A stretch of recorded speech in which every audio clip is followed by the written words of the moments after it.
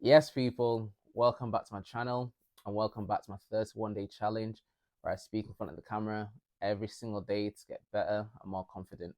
If you're here for the first time, my name's Enoch, and if you're here returning, as always, thank you for being here. I appreciate you guys following along. We're getting closer to that magical 31-day number where, as we said, we're closing off this chapter, starting off a new one. So I'm hoping you guys are making the best out of the next couple of days. Finally hit the weekend. Got a lot going on, so we're not going to waste your time. Going to get straight into today's video, which is all about knowing what you get, knowing what you're signing up for. That flopped. Let's try again. But today's video is all about knowing what you signed up for. And this could be, a diverse number of different things. So you're talking about tenancy agreements, you're talking about relationships, you're talking about phone contracts, you're talking about bank accounts, you're talking about all these different things that we kind of also nonchalant about.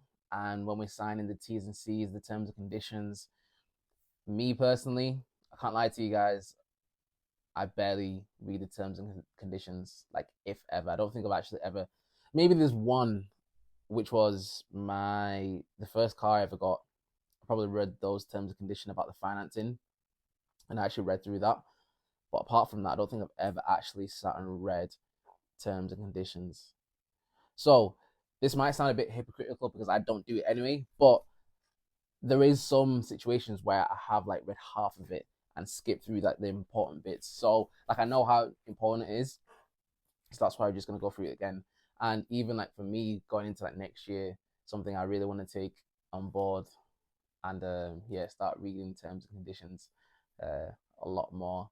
Because bro, I can't lie, honestly, sometimes these companies, like it's in the finer details how they screw you over. There's always loopholes if you don't read the fine print of how they can literally I'll have to watch my tongue then.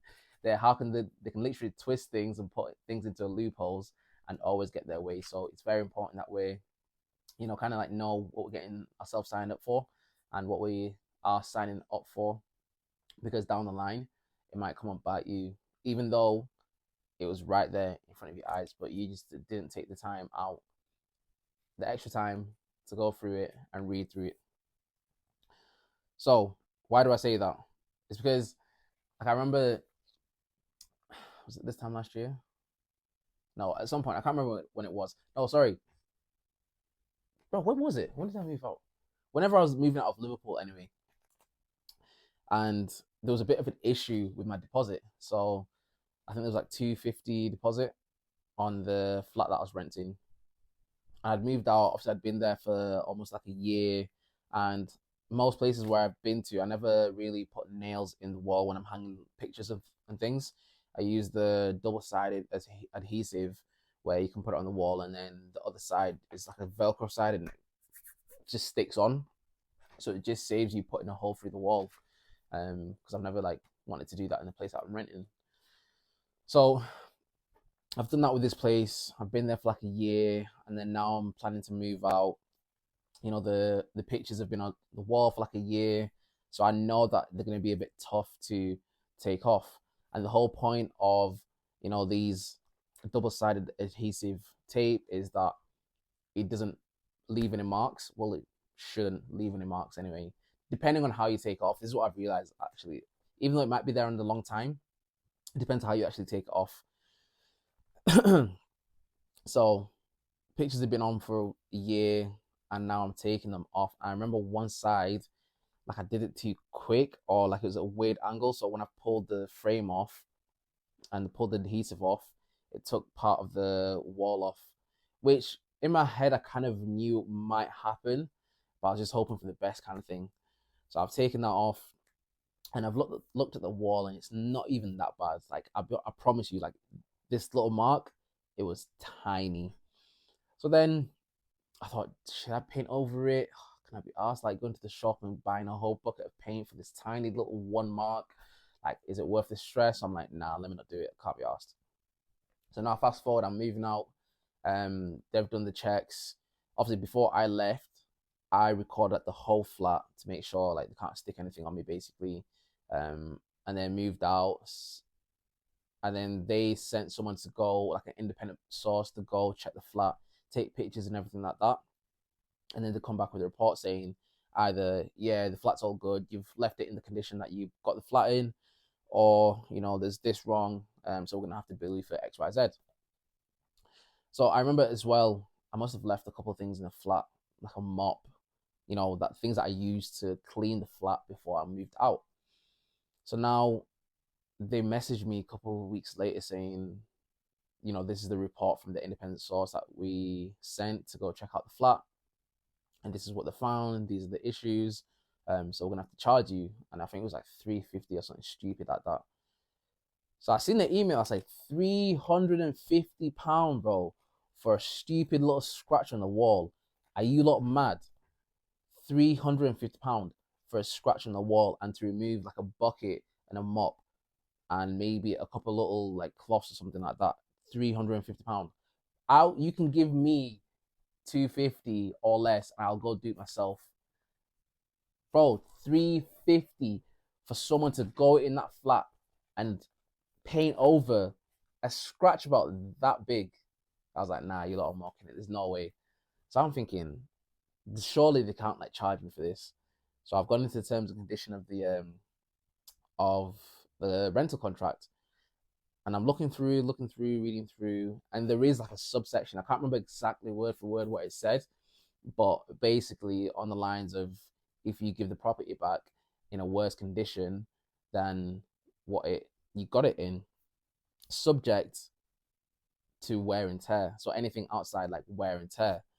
So I'm looking at the wall thinking, bro, this is like wear and tear. How can you try to tell me this little scratch on the wall is not wear and tear? I've been here for a year. You didn't find anything else that's broken in the flat. You didn't find anything else that's wrong in the flat. I've pretty much left that flat in the same condition, apart from the little scratch on the wall, than most people would leave it in. You understand? Like I've worked in, well, I've been to other people's accommodations after they've moved out, and I've seen the kind of state they've left it in. And I'm thinking, how can you have the cheek and the audacity to try charge me for that 350 little scratch? So then at this time I was actually speaking to my friend Zed, and he had a similar issue when he moved out of his place in Scotland, and they tried to charge him from something stupid anyway. Luckily, he had some advice, and he actually checked up online, and there was a certain law in the UK where the landlord can't charge a tenant for little things like that, basically. So he sent me it. I double checked it, and then I remember writing like a strongly worded email, bro, to like these people, because this is one thing that you guys need to take into account, right? Whenever you're speaking to someone, make sure you've done your research. Make sure you know law by law, bar for bar, like the things that they can and can't do. And I'd extensively looked through this whole law that Zed told me about UK landlords and them not being able to charge the tenants for, you know, moving out fees for things like this. And I remember writing it down. I said, as per clause 7C of this whatever law, you can't charge me £350 for a little scratch in the wall outside wear and tear, because I would claim that this falls in within wear and tear. And secondly, don't tell me that it's going to cost £350 to get someone to go in that flat, right, and remove a mop bucket, because that's pretty much the only thing that was left. I've got videos on my phone of the whole flat before I left. I know what was in there. So don't tell me it's going to cost £350 for someone to go in there. That's ridiculous. And if you're telling me that the next person is going to go in, because at some point you're going to send someone in there to go clean the flat anyway. Yeah, you're going to send someone in there to go clean the flat anyway. Unless what you're telling me is that if you're going to re-rent that flat, sorry, without cleaning it. Are you trying to tell me it's about unsatisfactory living environments? Because that's what you're trying to say. So it's either you're going to send someone in to clean that anyway who can easily remove the mop bucket, and that whole cleaning job, I'll go do it for you if you really want. But I'm not going to be charged $350 for a stupid thing like that. Bro, 2 days later, they came back with a message saying, yeah, you know what, apologies, I'm sorry for, you know, the other miscommunication and the misunderstanding. We won't charge you anything. I was like, yeah, bro, and what? So that's just like another lesson in knowing what you're signing up for, knowing the T's and C's, knowing the small print of those contracts that you're signing, especially this day and age with, data protection and just a lot of your information in there out there as well. So you don't know how these platforms are using your data. You don't know how these,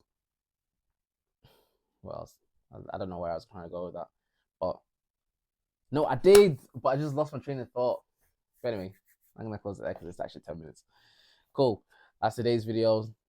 Day 30, sorry, day 29. I'm gonna close it there before I start waffling. Hope you guys enjoyed. As always, peace, love. See you on the next page.